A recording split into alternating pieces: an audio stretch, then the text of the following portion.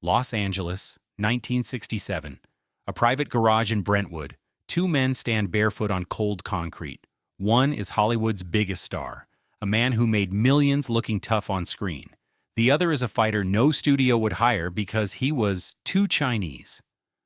Steve McQueen throws a punch. Bruce Lee catches his wrist mid-air, doesn't even blink.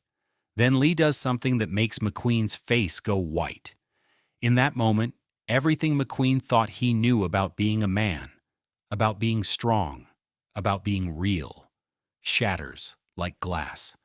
What happened in that garage stayed secret for decades. It changed McQueen forever. It changed how he moved, how he fought, how he saw himself. And when the truth finally came out, it revealed something about McQueen that Hollywood never wanted you to know. Here is the story. The mid-1960s in Los Angeles. The air smelled like gasoline and ambition. Hollywood was a machine. And Steve McQueen was its hottest product. He'd already done The Great Escape. He'd done The Magnificent Seven. He was the king of cool. Women wanted him. Men wanted to be him. But there was a problem McQueen couldn't punch his way out of. He was a fraud. Not in his acting. McQueen could act. He had that rare thing, that screen presence that made you forget you were watching a movie. But when the camera stopped rolling, when the stunt doubles went home, McQueen knew the truth. All those fight scenes, choreographed. All that toughness, manufactured. He'd grown up hard, sure. Reform schools. Abusive stepfathers. He knew how to take a beating. But he didn't know how to give one. Not really. Not like a man who'd spent his life studying the art of combat. And it ate at him. McQueen was obsessed with authenticity. He did his own motorcycle stunts. He pushed cars to their limits. He needed to be real.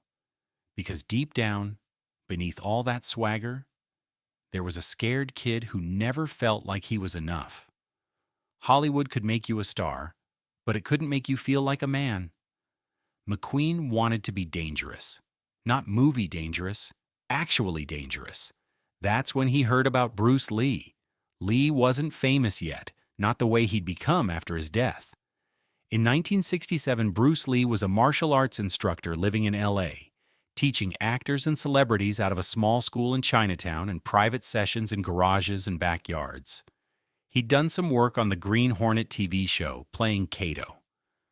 But Hollywood didn't know what to do with him. Too ethnic.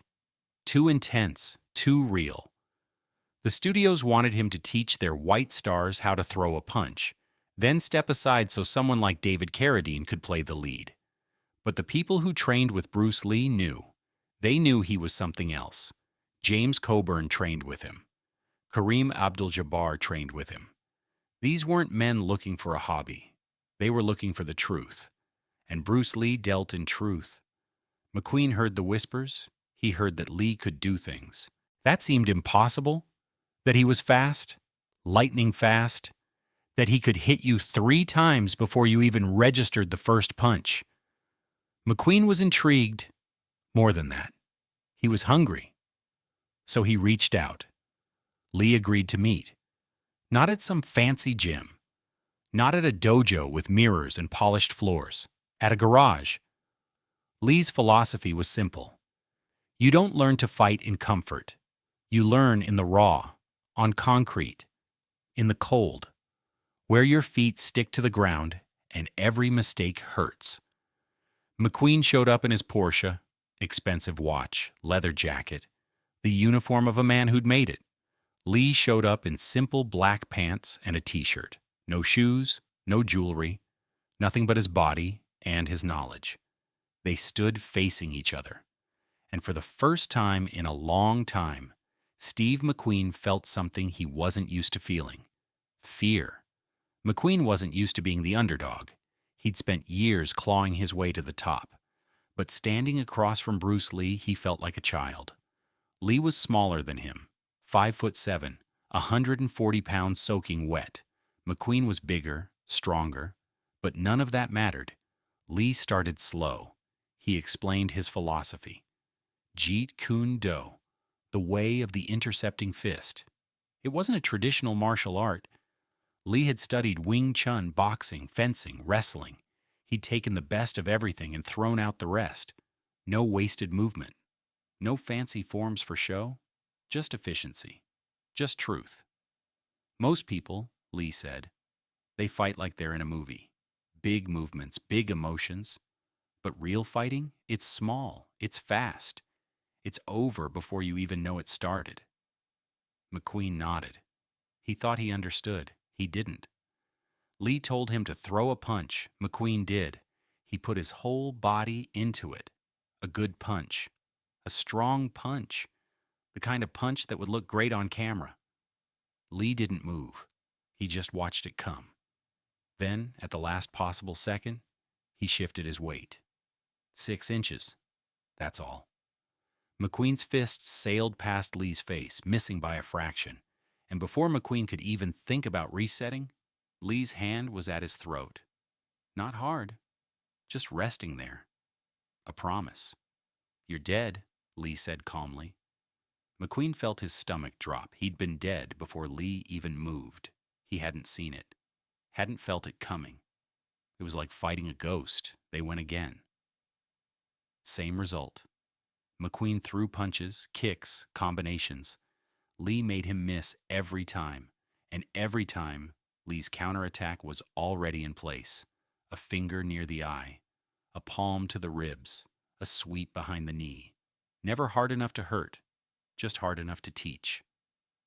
McQueen was sweating now, frustrated. He was used to being good at things. He was used to winning. But Lee wasn't letting him win. Lee was exposing him. Every flaw, every wasted movement, every moment of ego. Quick question, have you ever had a secret that was eating you alive? That feeling that everyone sees you one way, but you know the truth about yourself? Let us know in the comments. That's what McQueen was feeling. He'd built this image, the tough guy, the rebel, the man who didn't take orders from anyone. But Lee was showing him that it was all performance. In a real fight, against a real opponent, McQueen wouldn't last 10 seconds, and it destroyed him. But here's the thing about McQueen. He didn't quit. He could have walked away. Could have said this wasn't for him. Could have gone back to Hollywood and kept pretending. But he didn't. Because underneath all that fear, underneath all that ego, Steve McQueen wanted to be real more than he wanted to be comfortable. So he kept coming back, week after week, month after month. McQueen showed up at that garage. He paid Lee well, not because Lee asked for it, but because McQueen respected what Lee was giving him. And slowly, painfully, McQueen started to change.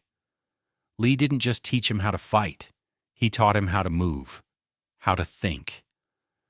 Lee believed that martial arts wasn't about violence. It was about self-knowledge, about becoming fluid, about letting go of the rigidity that makes you weak. Be like water, Lee would say. It became his most famous line. But back then in that garage, it was just advice for a man who was too tense, too locked up, too afraid of looking weak. McQueen listened. He absorbed. He started moving differently, lighter on his feet, more relaxed. The tension in his shoulders, the thing that had always made him look cool on camera, started to melt away. And something else took its place. Confidence. Real confidence. Not the kind you perform, the kind you earn. It happened about 6 months into their training, a warm evening in 1968. The garage door was open. The sun was setting, casting long shadows across the concrete floor. McQueen had been working on a particular technique, a trapping drill. It's a Wing Chun concept. You control your opponent's arms, trap them, and strike before they can react. Lee was demonstrating.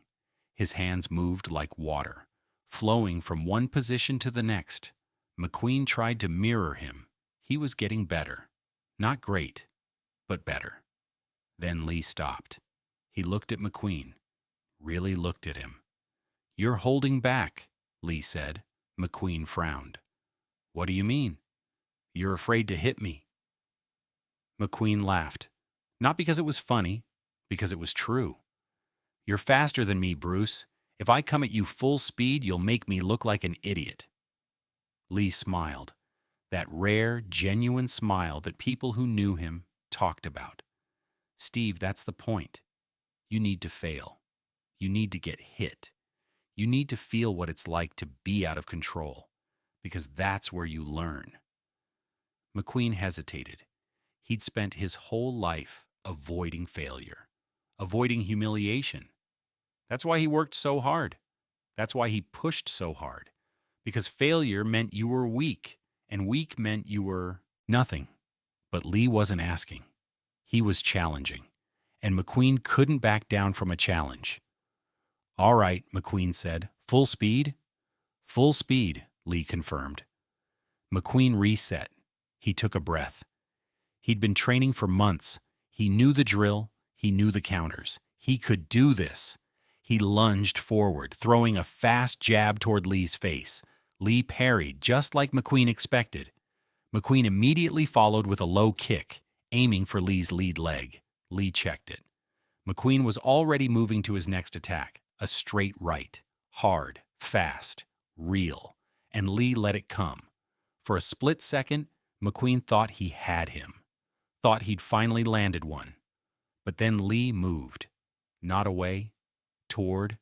He slipped inside McQueen's punch so close their faces were inches apart. And then Lee did something McQueen never forgot. He stopped. Completely stopped. His fist was cocked back. His body was coiled. He could have hit McQueen in the ribs, the throat, the temple. Could have ended it in a heartbeat, but he didn't. He just held the position. Frozen. McQueen was trapped. Lee's other hand was controlling his wrist. His leg was hooked behind McQueen's knee. If Lee wanted, he could have taken McQueen apart, but instead he whispered, "You see, this is the moment. This is where the fight is won. Not in the punch, in the position. You got me to react. That's good. But I controlled where we ended up. That's better." And then he let go, stepped back, gave McQueen space. McQueen stood there, breathing hard. His heart was pounding, not from exertion, from realization. Lee hadn't just beaten him. He'd shown him something.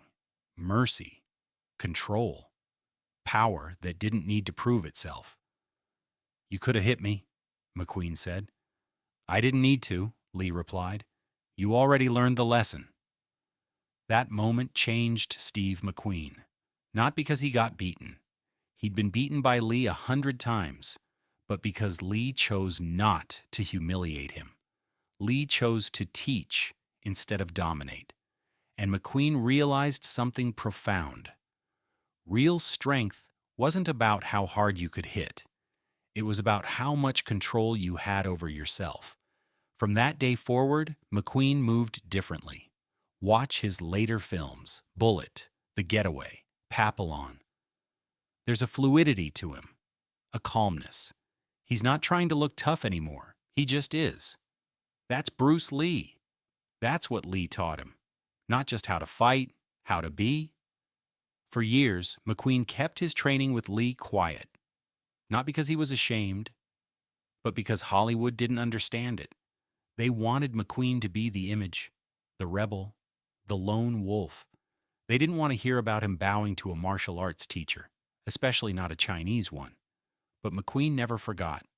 When Bruce Lee was trying to pitch The Warrior to Warner Brothers, the show that would eventually become Kung Fu but with David Carradine instead of Lee, McQueen tried to help.